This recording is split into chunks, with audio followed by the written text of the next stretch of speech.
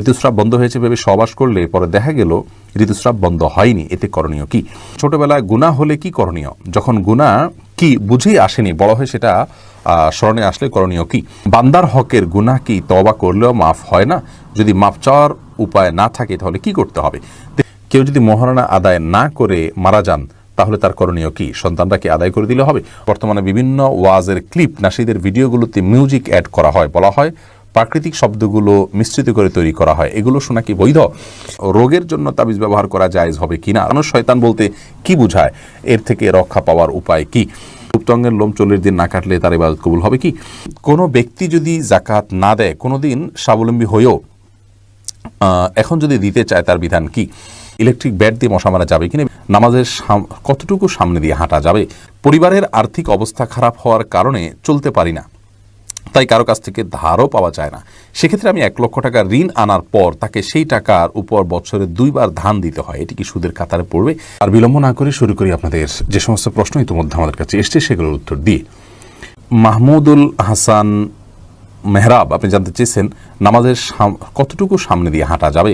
ভাই মাহমুদুল হাসান মেহরাব, প্রথম কথা হলো যে নামাজের সামনে দিয়ে অতিক্রম করা, যেটাকে ক্রস বলি আমরা, একজন সালাত আদায় করছে এক পাশ থেকে তার সামনে দিয়ে অন্য পাশে যাওয়া, এটা হলো নাজায়েজ। তার সামনে কেউ বসা থাকলে তিনি সরে যেতে পারেন বা পেছন থেকে বরাবর তার সামনে গিয়ে দাঁড়াতেও পারেন, এটাতে কোনো অসুবিধা নেই।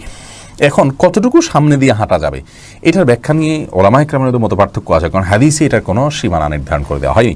অনেক ওলামায়ে কেরাম বলেছেন একজন সালাত আদায়কারীর যে সিজদা পর্যন্ত যে জায়গা লাগে এক কাতার, এর বাইরে দিয়ে সে যে কেউ যেতে পারে, কারণ এর বাইরে দিয়ে গেলে তার ডিস্টার্ব হওয়ার কথা নয়। এটা মূলত তার ডিস্টার্ব যাতে না হয়, তার সালাতের মনোযোগিতা যেন নষ্ট না হয়, এই বিষয়ের জন্য এটা নিষেধ করা হয়েছে। এই জন্য হাদিসে বলা হয়েছে যে এই জন্য আমাদেরকে নিষেধ করা হয়েছে। এই জন্য অনেক ওলামায়ে কেরাম বলেছেন এক কাতারের পরে হলে সেটা জায়েজ আছে, তার ভেতরে হলে, তার সিজদার এরিয়ার ভিতরে হলে জায়েজ নাই। অনেক ওলামায়ে কেরাম বলেছেন 3 কাতার পর্যন্ত। যারা 3 কাতারের কথা বলেছেন তাদের দৃষ্টিভঙ্গিটা এরকম যে স্বাভাবিকভাবে সালাতে যতটুকু নজর থাকে, সিজদার দিকে নজর থাকলেও তার 2-3 কাতার পর্যন্ত সামনে তিনি দেখতে পান স্বাভাবিকভাবে, অতএব তারপরে গেলে অসুবিধা নেই। মূলত আসলে বিষয়টা হলো সালাতে যিনি আদায় করছেন তার যদি মনোযোগ নষ্ট না হয় সেরকম দূরত্ব দিয়ে যাওয়া যাবে। এক্ষেত্রে যত বেশি দূরত্ব দিয়ে যাওয়া যায় ততই ভালো। বাকি এক্ষেত্রে তার সিজদার জায়গার বাইরের অংশ দিয়ে যাওয়া যাবে, এইটুক কথা যারা বলেন সেই কথাটা আমার কাছে যথেষ্ট শক্তিশালী মনে হয়, কিন্তু তারপরেও সতর্কতার জন্য যত দূর দিয়ে যাওয়া যায় ততটুকু চেষ্টা করা উচিত।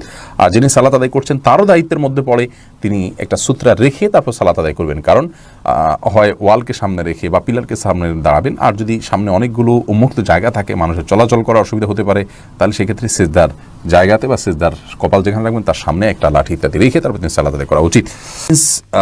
ব্রাইট আইডি থেকে আপনি জানতে চেয়েছেন পরিবারের আর্থিক অবস্থা খারাপ হওয়ার কারণে চলতে পারি না, তাই কারো কাছ থেকে ধারও পাওয়া যায় না, সেক্ষেত্রে আমি 1 লক্ষ টাকা ঋণ আনার পর তাকে সেই টাকার উপর বছরে 2 বার ধান দিতে হয়, এটি কি সুদের কাতারে পড়বে? জি ভাই প্রিন্স, অবশ্যই এটা সুদের কাতারে পড়বে। আপনি 1 লক্ষ টাকার বিনিময়ে এই যে ধান দিচ্ছেন, কুল কারদিন জাররানা ফানফাহুয়া রিবান, যদিও এই বর্ণার সনদ নিয়ে নানা কথা আছে, কিন্তু এর মূল মর্মটা নিয়ে কথা নিয়ে, অতএব আপনি লোন নিয়ে যদি বেনিফিট নেন সেটা সুদের অন্তর্ভুক্ত হবে। বিধায় আপনি চেষ্টা করবেন স্ট্রাগল করার, হালাল রুটি রুজির জন্য, বেঁচে থাকার জন্য একটি উপায় উপার্জন অবলম্বন করার জন্য। আলহামদুলিল্লাহ আজকের বাস্তবতায় মানুষকে আপনার মানে না খেয়ে মরে যাবে এরকম কিছু না করলে এরকম না বিষয়গুলো, যার কারণে একটু কষ্ট হবে, একটু স্ট্রাগল করতে হবে দাঁড়াতে, কিন্তু আপনাকে চ্যালেঞ্জ নিতে হবে, অক্লান্ত পরিশ্রম করতে হবে হালাল উপার্জনের জন্য। ইনশাআল্লাহ আল্লাহর বড় অবশ্যই বারাকা দিবেন, কিন্তু এটা সুদ হবে, আপনাকে এটা বর্জন করতে হবে। সুমন আহমেদ, আপনি জানতেছেন ইলেকট্রিক ব্যাট দিয়ে মশা মারা যাবে কিনা? ইলেকট্রিক ব্যাট দিয়ে মশা মারা যাবে, যদিও অনেক আমরা নিষেধ করেন, যারা নিষেধ করেন তাদের চাইতে যারা নিষেধ না করেন তাদের মতটি বেশি শক্তিশালী। শেখ মোহাম্মদ সাল্লাহ মাজিদ হাফিজাহুল্লাহ ইসলাম কিউতে এটাকে জায়েজ বলেছেন, এবং সৌদি আরবের অন্যান্য বড় বড় স্কলারগণ তারাও জায়েজ বলেছেন, এবং তারা যে যুক্তি পেশ করেছেন সেটি হলো, দলিলগুলো অত্যন্ত শক্তিশালী, সেটি হলো তারা বলেছেন যে আগুন দিয়ে কোনো পশু পাখি পুড়িয়ে মারা জায়েজ নাই, কিন্তু ইলেকট্রিক ব্যাট দিয়ে যে মশা মারা হয় সেটা আসলে আগুন দিয়ে পুড়িয়ে মারা হয় না, ইলেকট্রিক শক দিয়ে মারা হয়। তারপরে আপনি সুইচ টিপে ধরে রাখেন, তাহলে পরবর্তীতে ওই মরদেহটা পুড়ে যায়, এতটুকু, কিন্তু পুড়ে হত্যা করা হয় না, যেটা হাদিসে নিষেধ আছে। ইরশাদ জাহান, আপনি জানতে চেয়েছেন কোনো ব্যক্তি যদি জাকাত না দেয়, কোনোদিন স্বাবলম্বী হয়েও এখন যদি দিতে চায় তার বিধান কি? যদি কেউ স্বাবলম্বী হওয়ার পরও জাকাত না দেয় তাহলে সেক্ষেত্রে যখন আল্লাহ তাআলা তাকে বুঝ দিয়েছেন, তিনি যখন জাকাত এর গুরুত্ব বুঝতে পেরেছেন, তখন তিনি যদি জাকাত আদায় করেন তাহলে ইনশাআল্লাহ আদায় হয়ে যাবে।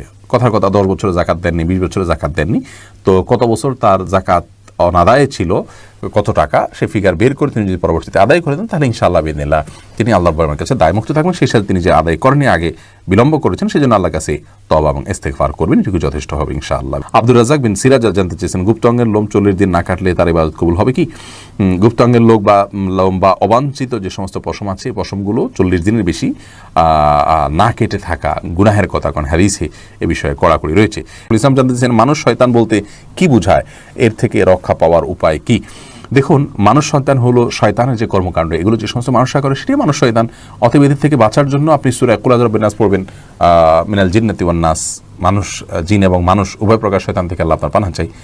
মূলত শয়তান জিনি, কিন্তু মানুষ রূপী শয়তান আছে, অর্থাৎ মানুষের কর্মকাণ্ড করে, তারাও মানুষকে কুমন্ত্রণা দেয়, খারাপ পথে নিয়ে যায়। তো এদের থেকে আল্লাহর কাছে আশ্রয় চাইতে হবে, তাদের সান্নিধ্য এবং সংস্রব থেকে দূরে থাকতে হবে। এরপরে সুইটি আহমদ আপনি জানতে চেয়েছেন রোগের জন্য তাবিজ ব্যবহার করা জায়েজ হবে কিনা। রোগের জন্য তাবিজ ব্যবহার করা ইসলামী শরিয়ার শিক্ষা নয়, সুন্নাহ নয়। রাসূল আকরাম সাল্লাল্লাহু আলাইহি ওয়াসাল্লাম ঝাড়ফুঁকের শিক্ষা দিয়েছেন।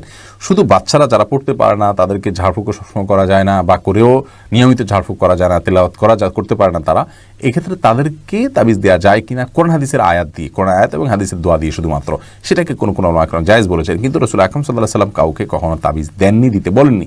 তিনি যেটা বলেছেন ঝাড়ফুঁক করা নিজের জন্য, অন্যের জন্য। অতএব তেল পোড়া, পানি পোড়া বা বিভিন্ন আয়াত তেলাওয়াত করে ফুঁক দেওয়া, এটাই হলো মূল ট্রিটমেন্ট, সেটাতে আমাদের যাওয়া উচিত। এরপরে তাসনিম বিনতে জহরুল আপনি জানতে চেয়েছেন বর্তমানে বিভিন্ন ওয়াজের ক্লিপ, নাশিদের ভিডিওগুলোতে মিউজিক অ্যাড করা হয়, বলা হয় প্রাকৃতিক শব্দগুলো মিশ্রিত করে তৈরি করা হয়, এগুলো শোনা কি বৈধ? ভাই তাসনিম, প্রথম কথা হলো যে প্রাকৃতিক যে শব্দগুলো আছে সেগুলো এসএফএস অথবা আপনার হামিম জাতীয় যেগুলো আছে মুখ দিয়ে তৈরি করা বিভিন্ন শব্দ, এগুলো ব্যবহার করতে কোনো অসুবিধা নেই। কিন্তু বাদ্যযন্ত্রের সূক্ষ্ম ব্যবহার আজকাল অনেক ইসলামিক নাশিদ এমনকি তেলাওয়াত এমনকি ইসলামিক আলোচনার ব্যাকগ্রাউন্ড সাউন্ড হিসাবে কিন্তু ইউজ করা হয় খুব সূক্ষ্মভাবে, এত সূক্ষ্মভাবে দেওয়া হয়, হামিমের সাথে এটাকে মেশানো হয় যেটা বোঝার কোনো উপায় নেই। এগুলো শোনা জায়েজ নাই। এই জন্য ওইটা মনোযোগ দিয়ে শোনার চেষ্টা করবেন যে সেখানে আসলে মিউজিকের কোনো ব্যবহার করা হয়েছে কিনা। যদি মিউজিক কোনো মিউজিক্যাল কোনো ইনস্ট্রুমেন্ট ইউজ করা হয় তাহলে সেক্ষেত্রে সেটি জায়েজ হবে না।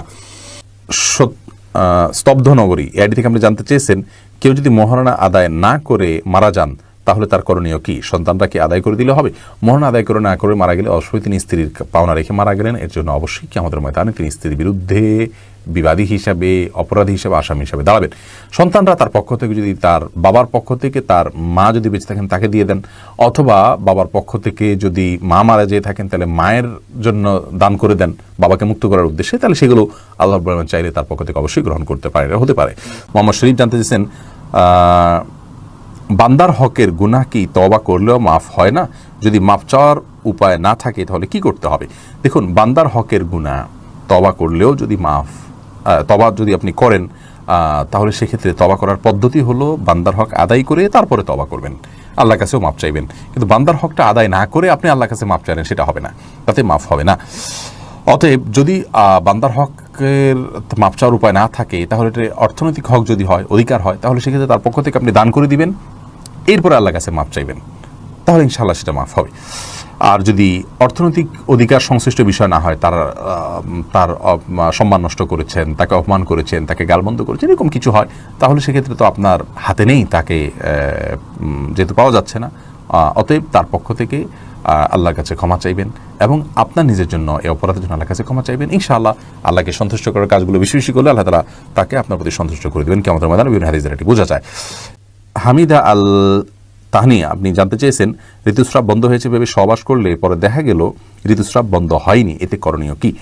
দেখুন, হামিদ আল তাহনি ঋতুস্রাব বন্ধ হয়েছে ভেবে সহবাস করেছেন, পরে যদি দেখেছেন না আসলে বন্ধ হয়নি তাহলে সেক্ষেত্রে ইস্তেগফার করুন, যদি ভুল হয়ে গেছে ইনশাআল্লাহ এর কারণে গুনাহ হবে না। কিন্তু জেনে শুনি ঋতুস্রাবের মধ্যে সহবাস হলে সেক্ষেত্রে হাদিসে রাসূল আকরাম সাল্লাল্লাহু আলাইহি ওয়াসাল্লাম শিক্ষা দিয়েছেন কিছু সাদকা করে জন্য কাফারা হিসাবে, কিছু গরিব দুঃখীদেরকে যার সাধ্য অনুযায়ী, যার সাধ্য আছে অল্প তিনি অল্প 100-200 দিলেন, আর যার সাধ্য অনেক বেশি আছে তিনি বেশি দান করে দিবেন এটার জন্য। আর পরবর্তীর জন্য সাবধান হতে হবে যাতে নিজের ভুলের কারণে কোনো গুনাহে আমরা লিপ্ত না হয়ে যাই বা আমাদের দ্বারা ভুল কিছু না হয়। একটা জানাচ্ছেন মহিলারা বাড়িতে সালাত পড়লে সিজদা মসজিদের সমান সওয়াব পাবে কিনা? খুবই গুরুত্বপূর্ণ প্রশ্ন বোন শারমিন। মেয়েরা যদি বাড়িতে সালাত আদায় করেন তাহলে তারা মসজিদের সমান সওয়াব পাবেন এবং তার চাইতে বেশি সওয়াব পাবেন। কারণ হলো রাসূল আকরাম সাল্লাল্লাহু আলাইহি ওয়াসাল্লাম একজন মহিলাকে বলেছেন তোমার বাসায় সালাত আদায় করলে তোমার জন্য আমার পিছনে সালাত আদায়ের চাইতে উত্তম হবে। দেখুন এখানে রাসূলুল্লাহ সাল্লাল্লাহু আলাইহি ওয়াসাল্লামের পিছনে মসজিদে সালাত আদায়ের চাইতে উত্তম হবে বলেছেন। তার মানে বাসায় সালাত আদায় করলে, মসজিদে সালাত আদায় করলে জামাতের সাথে সালাত আদায় পুরুষরা 27 গুণ সওয়াব পেতেন, মহিলারা তার চাইতে বেশি পাবেন। যদি তাদের মধ্যে আগ্রহ থাকে যে আমি পুরুষ হলে অবশ্যই এটি করতাম, যেহেতু আল্লাহ রাব্বুল আলামিন আমাকে এখানে সালাত আদায় করতে বলেছেন এবং আমি পুরুষ না হওয়ার কারণে পারছি না, অতএব তিনি এই সওয়াব থেকে বঞ্চিত হবেন না। দ্বিতীয়ত হলো, যাতে পুরুষের সমান সওয়াব তিনি পান, তার জন্য তার এক্সট্রা একটা কাজ করা যেতে পারে, তাহলে তিনি অন্যান্য পুরুষদেরকে উদ্বুদ্ধ করতে পারেন, যাতে করে তারা এই 5 ওয়াক্ত সালাতে শামিল হয়ে, জামাতের সাথে শামিল হয়ে তারা 27 গুণ সওয়াব পান। কোনো ভালো কাজের পথকেও দেখায় আল্লাহ তাআলা তাকেও তার সমপরিমাণ সওয়াব দান করে। অতএব এর মাধ্যমে আমাদের বোনরা এই সওয়াবের ভাগীদার